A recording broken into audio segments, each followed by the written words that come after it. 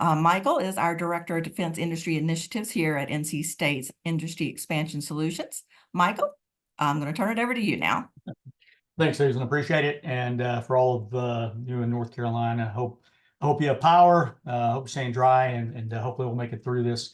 And if you're not from North Carolina today, we are experiencing some turbulent weather here as a result of Hurricane Debbie. And so hopefully we'll get through here without any issues. But thank you for joining us today.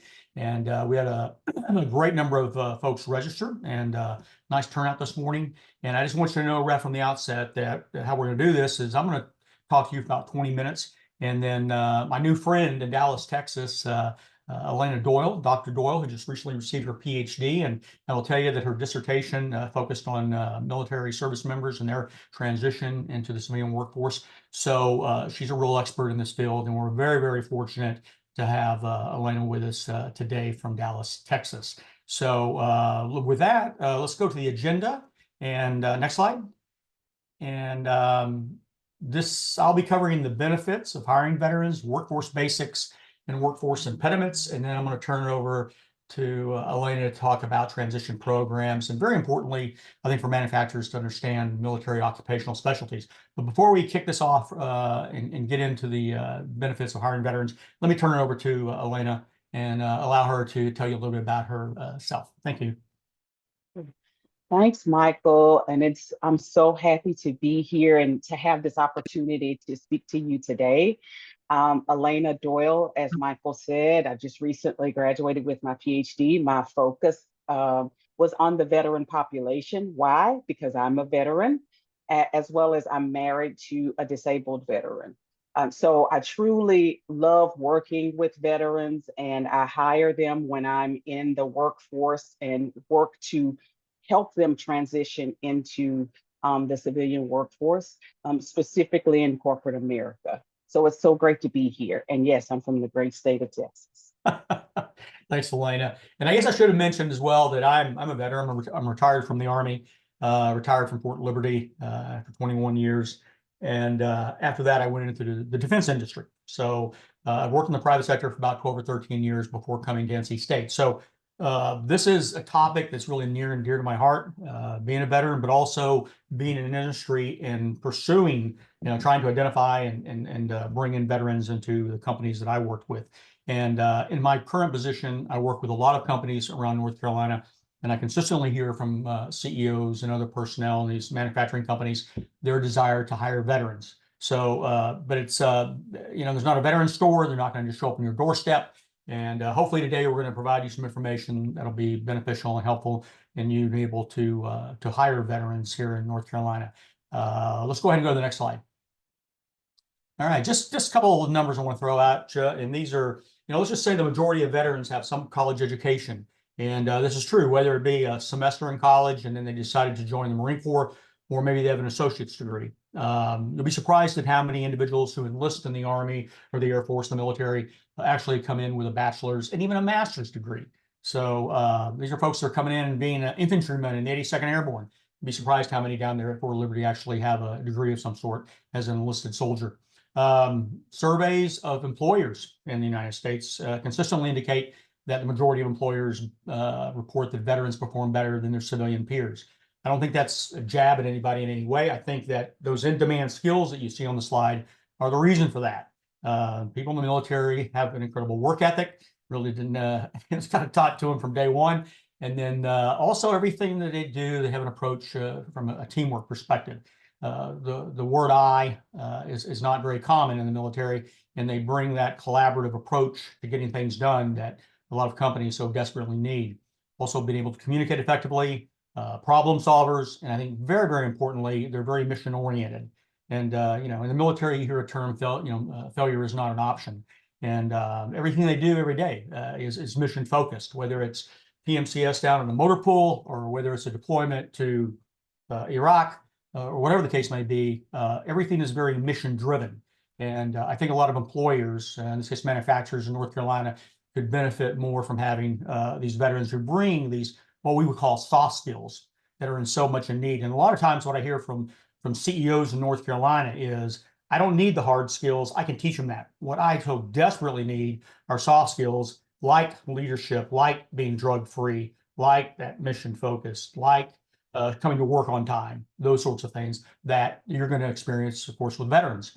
One thing that I also like to point out that's really important, especially for manufacturers, that veterans, and I mean all veterans, are going to bring to the table is their understanding and their focus on health and especially safety.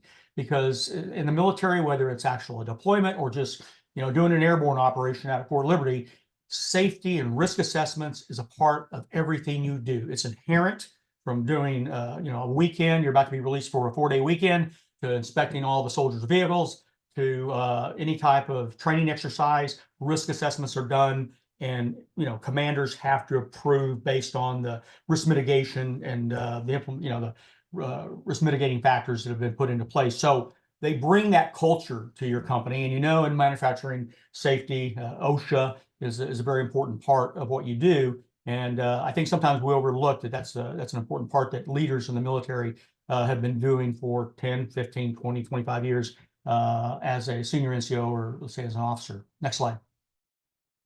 And all these pictures you're looking at are all from facilities and installations in North Carolina.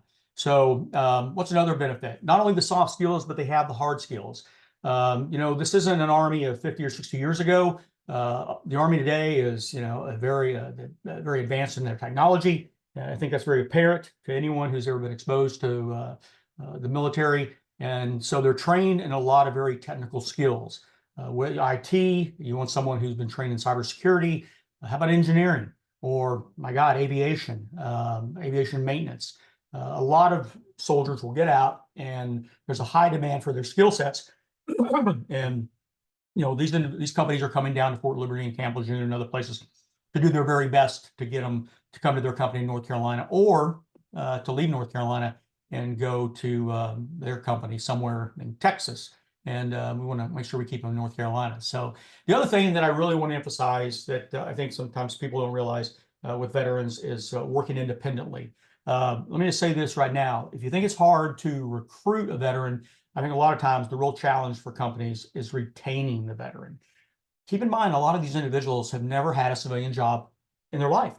They went from high school, they went in the Marine Corps, or maybe they went from their college Air Force ROTC program to being a second lieutenant in flying aircraft for the last, say, 10 years or something. So maybe they never had a resume. So they're used to being tasked, given missions, and working very independently with minimal supervision most of the time. And if you want to get a veteran to reconsider their decision to join you, it would be micromanaging them. And I share that because I think it's so important that you understand that if you're going to hire a veteran. And that's the kind of culture that, if you want to retain them, along with some other things we'll talk about, you need to keep in mind. The other issue is an IRS tax credit. I'll just let you dig into that, but I just like to bring it to companies' attention. There may be some tax benefit from hiring veterans, but you can look at that in more detail at the website that I've provided. Next slide. All right, here's some of the basics. These are some numbers. They may not be exact today, but I think these are good approximate numbers that we have 19, 20 million veterans.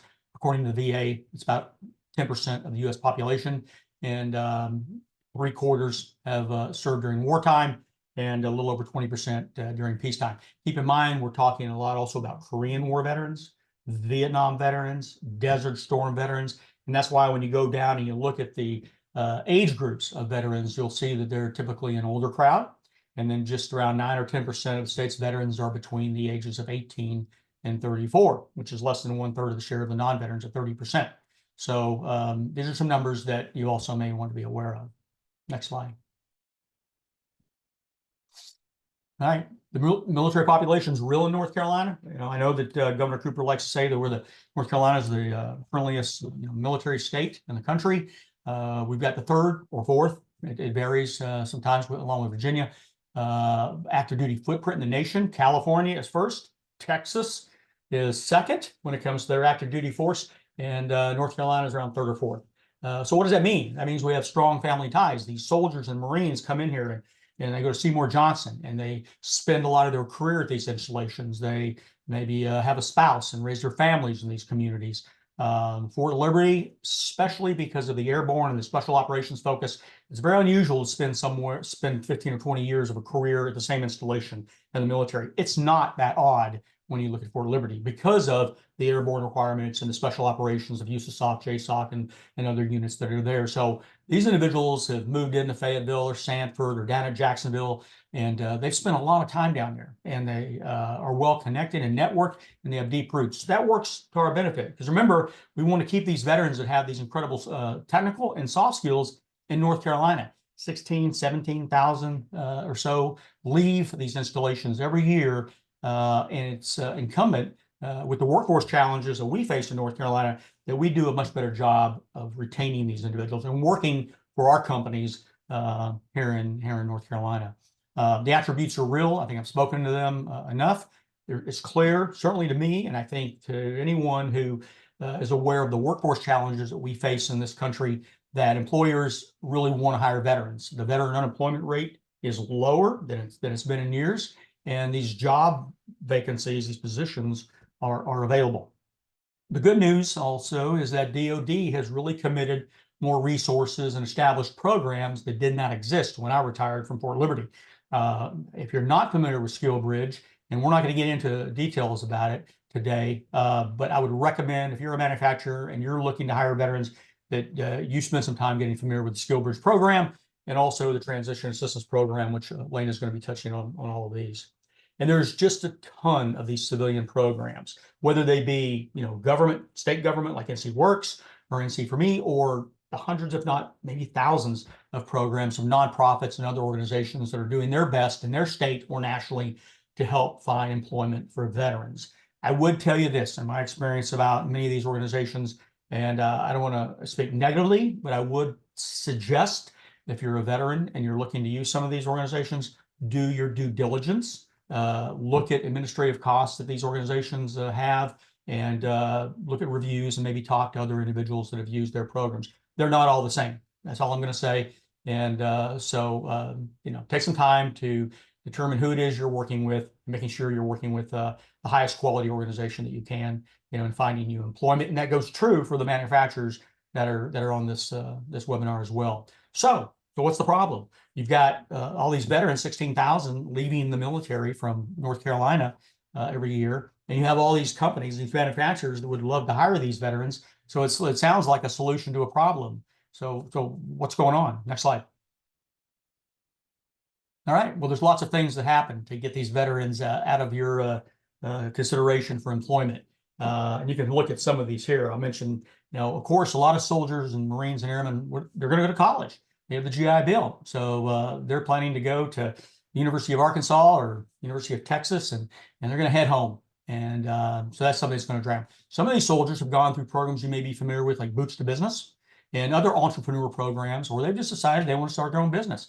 It's more common today, in my experience, than ever that you see veterans starting businesses when they leave the military. So they want to get out. And what I've discovered in North Carolina, at least, a lot of veterans, because of some of the challenges they had in the military, they will get out and start manufacturing products to sell to the military, law enforcement, that they believe is a higher quality because they felt like they didn't get the equipment or products they needed when they were in the service. And this has come out of a lot of times of soldiers who have been deployed to Afghanistan and to Iraq. And they do an incredible job. Entrepreneurs or service members are exceptionally well qualified to start businesses, and especially if they're interested in doing work with as a contractor for the military. They may decide they want to work for another government agency. It's quite common to see retirees go from one day working as a sergeant major to then maybe the following week being an Army civilian. So that's another filter that's going to grab them. Occupational, avocational. Some of these individuals, they've had a challenging 20 years or challenging 5 years. It's been demanding, and maybe they're time for a break. Maybe they want to start taking up painting or something. I don't know, but some of these individuals you're going to find or can make big pivots in their life after serving in the military, and maybe some of the experiences they've had while serving. Geographical filter. Look, with the age we live in, it's very easy for us to reach out to states. If you're a manufacturer in North Carolina and you want veterans, I'm not talking just North Carolina, that ought to be your priority, I think, to reach out to Fort Liberty and Camp Lejeune. But you need to keep in mind when you're looking for veterans, you're looking for veterans in Idaho, or you're looking for veterans in Oklahoma, or you're looking for veterans in South Carolina, because all these programs are linked, and a lot of these programs allow you to easily have access to individuals who are going through their programs, because they're looking nationally for jobs and not just within their state. So I hope that makes sense. Next slide. All right, how about the military? Some other things: occupational skills, combat arms. An immediate response from a lot of companies may be, I don't need an infantryman, or I don't need, an infantry guy from the 82nd Airborne, or a Marine infantryman. I would beg to differ with that strongly. When you look at a first sergeant down in the 82nd Airborne, or a Marine infantryman, a gunny sergeant, the leadership experience, the ability to effectively manage, to analyze, and to execute missions, you're going to be hard pressed to find anyone who does it as well as they do it, based on their experience and their training that they received. So I would suggest strongly to anyone to not think for a second that an infantryman, to me, an NCO or an officer, would not be a great addition to your company. But that goes to the point of MOSs like that natural job match. That's true, they do. But again, as I said earlier, a lot of times companies are looking for the soft skills more than they are the hard skills, because they have unique skills that they want to train the individual. They're looking for leadership and individuals who have a work ethic and understand how to get a mission done. I think there's also some unrealistic skills perceptions. I think a lot of times the military is guilty of thinking that because they've heard it from the military that they're going to have no problem finding a job and their skills are in high demand. I think that's largely true, but I don't think it's always true.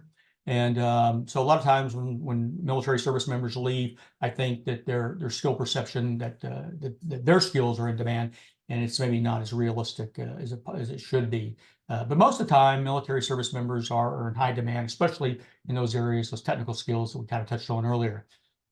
Another challenge I see on the military side is, especially among senior personnel, I'd say that some of them have a tendency to believe, because I'm a retired officer from the Army. And you retired from Fort Bragg, you're Camp Lejeune, and you're a lieutenant colonel, or what we would call a bird colonel, and thinking that the level of your new position will be commensurate with kind of the responsibilities and maybe pay. That's not going to be true most of the time. I have found that you have to. It's a different world. There's your success was measured very differently in the military as opposed to how it will be measured, say, in a manufacturing company, and even your leadership styles may need to be adjusted somewhat. So you're going to need to prove your value to that organization. Again, I don't think it's an issue, it's a problem, but I think you need to be very realistic about where you immediately fall into an organization. And I think a lot of times in the military, because just the culture of 20 years, maybe being a brigade commander, that you're ready to walk in and be a CEO. And I would find that's not the case the majority of the time at all. So, but tremendous opportunities for military service members to find occupations in manufacturing that they could really excel at and bring their skill sets to bear. Lack of focus, vision. It's kind of hard to have a real passion or focus about your future job when you maybe never had a job outside of the military, or you've certainly never worked in manufacturing, so you really don't know how to visualize that new career. And then just lack of urgency. A lot of times when people get out of the military, especially retirees, maybe it's time to take a break. Maybe it's a gap year time. We've been through a lot. I've had multiple combat deployments, a lot of time away from my family, and they're looking for a job that they get to go home at the end of the day, and they're not going to be working, like I did in the military, which is a 24/7 occupation. And so keep that in mind as well. Next slide. Okay, some other impediments: lack of understanding from the companies of what the skill sets are, lack of understanding of just the military. I'm not kidding you. I've had a person one time ask me, "What do we do in the military? Do you sleep in tents or live in tents, and do you march a lot?" And I thought they were joking, but they really weren't, because something like 0.01% of people are serving in the active force right now. This is not Vietnam, it's not Korea or anything like that. We have a professional military and all volunteer military. So people who can grow up in America in certain places, Wisconsin, where my wife's from, you may not ever see a military installation or see a military service member in uniform. So your exposure, your understanding of the military is very limited at times. So that's something I would also encourage companies to develop, at least a real basic understanding in your state of who the military is and what these units are and what they do. I think the disabilities, soldiers have PTSD or maybe traumatic brain injury. I think that it would be an oversight on your part as well, not to take the time to speak with them and consider them for your open positions, because they are as valuable as any of the other individuals that I'm referring to, and not having an impact on their ability to be able to effectively do their job. And I think if you have some, also in cases where soldiers or service members are handicapped, and having those types of structural facilities in place that allow them to do their job, it would be a benefit to all of you. I think companies a lot of times don't spend the time to really market themselves and sell their positions and recruit transitioning military. Like I said earlier, they're not going to show up on your doorstep. If you're not going to go down to Camp Lejeune, if you're not going to go to Seymour Johnson, if you're not going to go to Fort Liberty and go to those career fairs and take the time to really work to bring them in, then they're going to go work for those who do. So also, if you're looking for somebody just to fill a job, veterans may not be your best choice. I think they come from a very team-oriented, mission-oriented world. I think it needs to be couched in the terms of being a career. And if your company's really not a company that has that kind of culture of teamwork and mission, and you really work well as a team, and you listen to your employees, just like in the militaries. It's not sometimes what you think it is in television or movies. Then you may want to reconsider. I really mean that, because what you don't want to do is recruit a veteran and then spend all that time and those resources bringing him or her in, and then lose them because it's just not a good fit. Having those resources, like connecting them up with veterans when they come to your company, I would strongly advise. How about other things like sign-on bonuses, or maybe they want to come work for you in North Carolina because they live in Arkansas and they'd love to come to Burlington, but they need some assistance in relocation, things of that sort. So, and also I think you need to have an understanding of military compensation. I don't think people have any understanding in most cases of how it works in the military. There's a basic pay, there's a housing allowance, there may be some other pays they receive, special types of pay. You get a special pay for jumping out of planes every month. Those sorts of things. But a military person doesn't really separate those in their minds. It all goes into the one account. So they may be anticipating wages that you just cannot, respond to. You're not going to be able to. So you need to have an understanding of that, I think, from the outset as well, and be very realistic and open and transparent about what it means. So next slide. All right, I'm going to stop there. If we can, like we said earlier, wait for the questions and that sort of thing. But what I do want to say before I turn it over to Elena is, and I think we're doing okay on time, is we want to leave about the last 15, 20 minutes for just discussion, questions, that sort of thing. Because I notice a lot of individuals in here that are from transition assistance programs and other programs that work with companies and veterans. So we don't want this to be, we talk and it's over. After Elena's done, please contribute. You have resources and information that we desperately need to share with the people that are in this webinar. So please do that, raise your hand, and let's get a discussion and a dialogue going so we can benefit everybody that's participating in this. If you are somebody who wants to share information about your program, put it in the chat, please, what your program is, or if you want to put your company and you're looking for veterans, then put that in the chat. So let's use that as well, more effectively than we typically do on some of these webinars. So that being said, let me turn it over to Elena and let her talk about a little bit about transition programs. Thank you.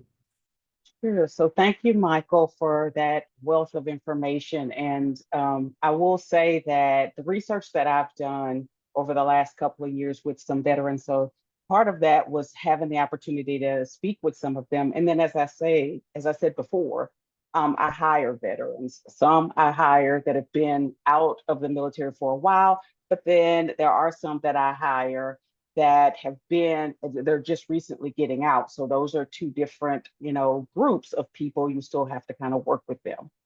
I'm going to talk about the transition programs and what's available, some of the resources that are available for veterans. And then I'm going to close out with talking about the military occupations.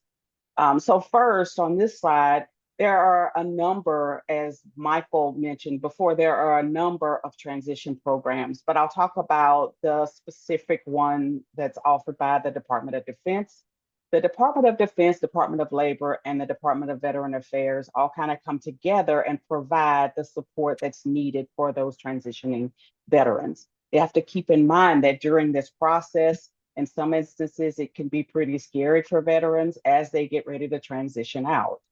Also, if they are retiring, they can start the process of transitioning out 24 up to 24 months before they get out. If they're not retiring and they're just transitioning out, they're ending their term of service, then they have roughly 12 to 18 months to spend some time doing that process. Within this process, it includes identifying a mentor. It's really important for veterans to have mentors that have already gotten out to help them through this process. Also, they have the opportunity to be able to create a LinkedIn profile. They can apply for Skill Bridge if they're 6 to 8 months out of getting out of the military, as Michael mentioned before. So that's where they can connect with an organization that's a part of that program and work in that area, whether it's an internship or apprenticeship, and with the hopes that once they get out of the military, they'll be able to stay there. The other thing that they do during this time is they receive training on how to create a resume. So this is the first time that they've probably needed to do that. And so there are some activities that they complete during this time to work on their resume. And as veterans start to get out into the job market, they'll learn a little bit more about how to really tailor their resume toward a specific role, because again, this is something that they're not accustomed to. What else is a part of this training is helping them to understand the difference between the military culture and the civilian culture, especially from a workplace perspective.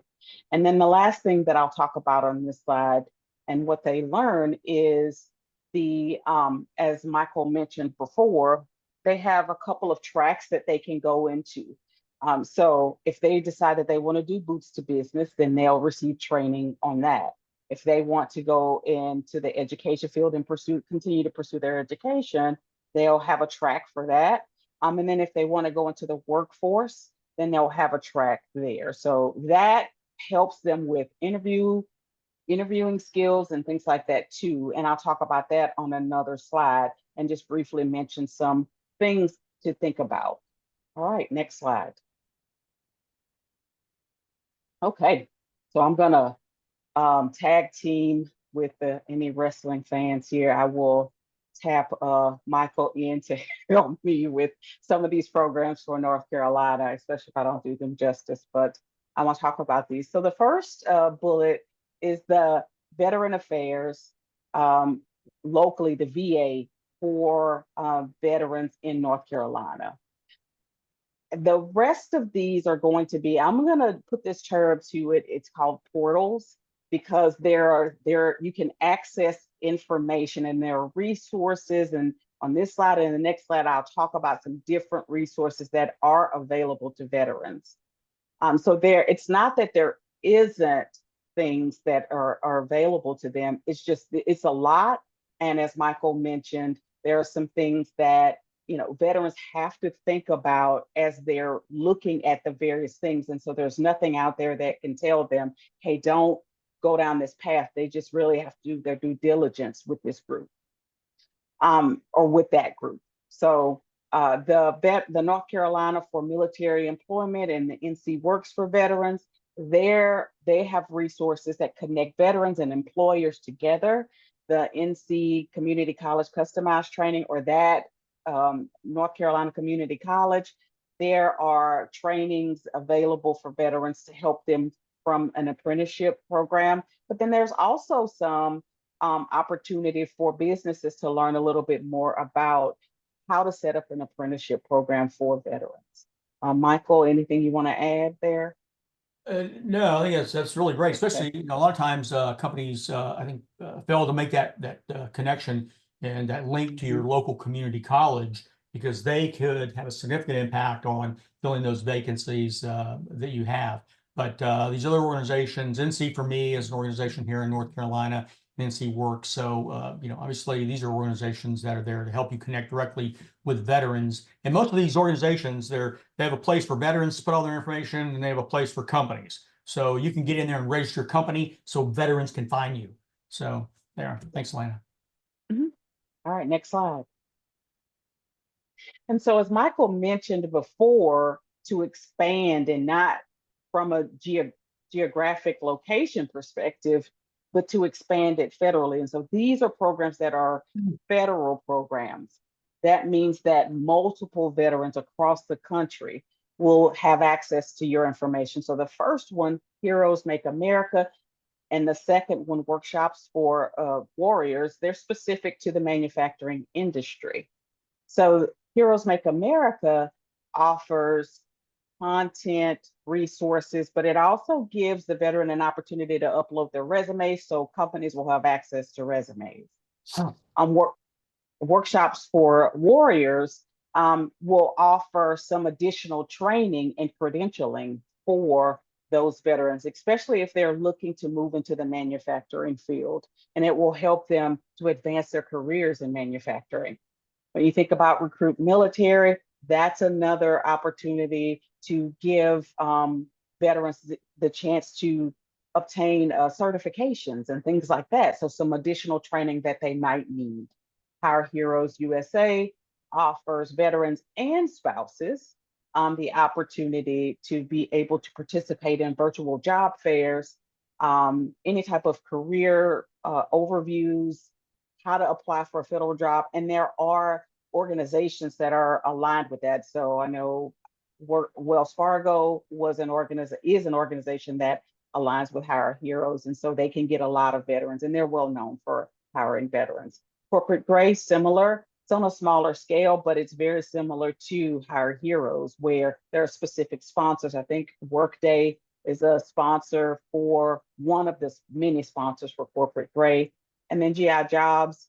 This is a program that allows veterans to go in and participate in any type of training. And the unique thing about GI Jobs is that it puts them in the various tracks. So if there's resources that they need for Boots to Business, there's a track for that, or resources there, education. So this, whoever is leading this knows a little bit about the transition process. So Michael, anything you'd like to add on this slide? Yeah, just one thing is for the manufacturers out there, and this is just one program of many, but the reason it's really highlighted here, the Heroes Make America, is that program is ran by the Manufacturing Institute, which probably most of you are familiar with. They have 5 programs, and I'm sorry if I don't have the new names in my head, like Fort Benning, Fort Campbell, Fort Riley, but Fort Liberty. So there's a program at Fort Liberty that these soldiers, I think, even veterans, I believe spouses can be involved with this as well. They want to be in manufacturing, and they're going through up to 6 months of training and education certifications to prepare them for manufacturing jobs. So if you get with them, you can access information about them, their MOS, their resumes, like Elena mentioned, and you can even maybe schedule an opportunity to speak to those, I'll call them a cohort of service members that are going through the programs, to tell them about your positions and why they need to come work for your company. So I think the point, again, as I keep beating this drum, is they're not going to come to you. If you really, really want these veterans to come work for you, a lot of people are coming after them. But you need to make that, I think, human connection and engage with them and convince them why they need to come work with you. And you got the right team and the right company that where they need to come to. But reach out to the Heroes Make America program if you're a North Carolina manufacturer, and learn more about the program and see if it's if it could benefit your company. Thanks, Lena. Sure. All right, next slide. Okay, so we get to talk a little bit. We get to spend some time here talking about military occupations. And so I'll keep it short with the military occupation, because MOS, there are various branches that will refer to it not as an MOS, but as something different. So the Air Force calls it something different, the Navy, I think the Army and the Marines both call it MOS. And then within that, just to add to the complexity, right? There are different designations. So the Army may have two numbers and then a letter and then some things behind it. And the Marines may flip that around and things like that. So, I know that this can be a bit challenging to really understand what each role does, but I want you to think about it and put yourselves in the seat of the veteran at this point. So I have a military occupation. I got that when I joined the military. I signed up for the military, and then that was my military occupation. Um, when I got that military occupation, I knew the path that I would follow. And so that goes into career paths, that goes into promotions, that goes into a lot of other different things. Sometimes it has an impact on where I'm going to be stationed next, where they have a slot. So this military occupation is a big deal. Now, the other thing that I would say too is there is an opportunity for me to, and when I was in the military, I got 2 or 3 additional military occupations after I got into the military and got on active duty, right? And I needed to go through some training and making sure that I understood the technical aspects of it. And so I wanted to just kind of lay the foundation for the military occupation. And I'll talk about that on the next slide in a moment. I'm going to read a little bit of information to you just for a second.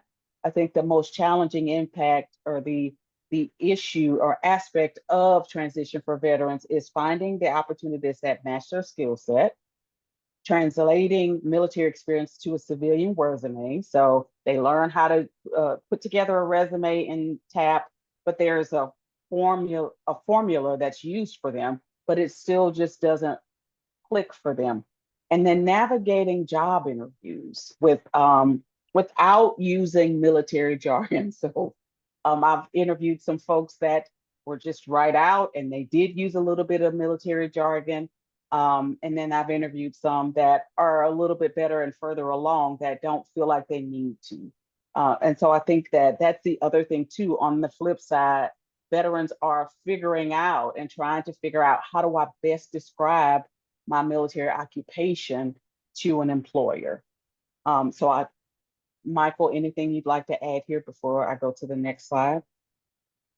Just quickly is, if you're a manufacturer, one way I think you can really effectively communicate to veterans that you're looking for them specifically, because I say this coming from industry before, is we would use MOSs in our job announcements. So that veteran, when he sees that you're looking for whatever MOS it is, it's a truck driver, I don't know what it is. The MOS has changed a lot in the military. Then you're telling him directly, we're looking for you. And it's also telling him, wow, they understand they're looking for truck drivers, they're looking for military truck drivers. And he even knows my MOS. So, and there's nothing that prevents you from putting MOSs in your job requisitions or announcements that you put on your website to communicate to veterans that you're looking specifically for individuals with their skill set that serve in the military. So, yeah, thank you. Sure. All right, let's go to the next slide real quick. So when you think about a military occupation, it serves as a job description, and it also aligns with the training that that individual receives and the expertise that's acquired in that role. In some instances, in the 1950s, Department of Defense decided, hey, let's create jobs in the military that could, in some ways, translate over into the civilian environment. As Michael mentioned earlier, there are some things that, it's just not easy to do that. So I'll use my husband as an example. He's 11 Bravo. And then right before he got out of the military, he transitioned to, he went to recruiting school and gained some additional skills. And so that allowed him to be able to transition out of the military into an environment like the workforce solutions, like the folks that work at the unemployment office, to help individuals find jobs. So that was a natural transition for him. But if he'd stayed in 11 Bravo, there are roles that are out there. He was a wireman in the Marines, and so he could have worked at AT&T or Spectrum or hanging, climbing up the poles, right? To do that. So there are opportunities there as well. And then I would say too that if you want to hire someone that has that supply chain experience, look for folks that have an MOS of, and we'll look at some resources for you to go to, so you can kind of look those up on the next slide. But hey, I want someone in logistics. Then there are MOSs out there. Mine was in logistics. It was supply in the supply chain process. So I would understand planning, strategy, how to order certain things, keeping that the maintenance of items and maintaining enough supply of equipment and things like that. The last thing that I'll mention on this slide before we go to the next is if you have a military recruitment team, give yourself a high five, pat yourself on the back. If you don't, I would ask you to consider hiring a military recruiter, or if you have a veteran that's in the workforce that was a recruiter in the military as well, they may be a natural transition to come over into that recruitment role in talent acquisition. So for those HR folks, and maybe bring them in. Or as I mentioned before, a lot of times I'd have folks that would say, hey, Elena, can you join my interview panel? Or they'd ask me to look at a resume. And I say, oh, okay, I know what this means. So include veterans in interview panels. If you feel comfortable, train them a little bit, talk to them about how to, what they need to look for, or get their advice. What do you think? Hey, I have this job posting, to Michael's point. I have this job posting and I want someone with this type of experience. What do you recommend that I change? Should I add military apply? Or should I add something more specific to, hey, ex-MOS or military occupation apply? Anything you want to add there, Michael, before we go to the... No, that's great. Thank you. Okay. All right, next slide.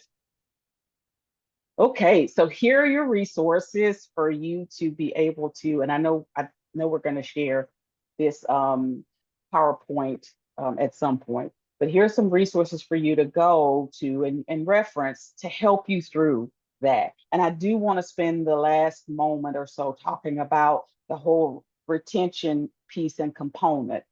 Going here and using these resources demonstrates to that veteran that you've done your homework and that you truly, truly, truly want them there.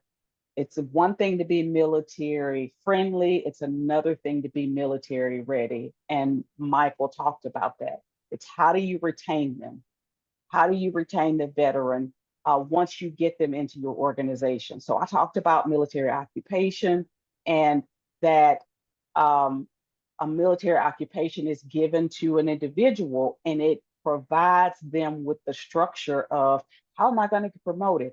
What does promotion look like? What's the rank structure? In the civilian environment, we don't have that. We don't have a career path. So I recommend thinking about it from that perspective, or you're going to have a very disengaged veteran. And then the other thing I would say too is to be very focused on expectations and clear on what the expectations are. That points back to mission oriented. And as long as a veteran understands the mission, like what are we all doing here and what's the purpose and what's the mission, you will have a very engaged and focused veteran. So with that, Michael, anything you'd like to add here? Yeah, just real quick, a couple people made comments in there that apparently maybe a link or two is not working here properly, and certainly apologize for that inconvenience. We'll make sure that, and of course the government changes the links all the time, but we'll make sure before this is shared with all of you that we verify that every link in this presentation is correct and active. So sorry if for any of that, but we'll get it straight before we share with you. So, but that's it. All right. Now we'll open it up for questions. Next slide. So I noticed that there's a number of familiar names and people that I see that have joined us today. And again, a great turnout. Thank you for doing this. I already wish it was a 2-hour event instead of an hour. I don't know if you would agree with that or not, but on the feedback, let us know. Maybe this is something we need to expand on. but I think we can't, address it adequately maybe in an hour. So I think I can speak for Elaine, and you're going to have her contact information. Is don't hesitate to reach out to us. Okay, I'm more than happy to do a Zoom. I think Elena is happy to assist you in any way. And so this is not just a 60-minute webinar and then we break contact and you never hear from us again. Let's continue this dialogue. And I work at IES and at the Manufacturing Extension Partnership at NC State. Our job is to support you. Okay, so do not hesitate. And if you don't know who your regional manager is for IES, then we'll get that fixed and we'll get you linked up with them. They can help you. I noticed there's a few organizations that are here today that actually are involved in this veteran transition space. So I know there's one that I'd spoken with earlier, Jacob. If you can let Jacob come off mute. Susan, if you can maybe raise your hand, Jacob. I just wanted him to share with you very quickly what he does over at the Biotech Center. If there's any companies here that are looking to hire individuals in that particular field. So Jacob, you there? Okay, bear with me just one moment, Michael. I'm actually going to stop our recording. Sure.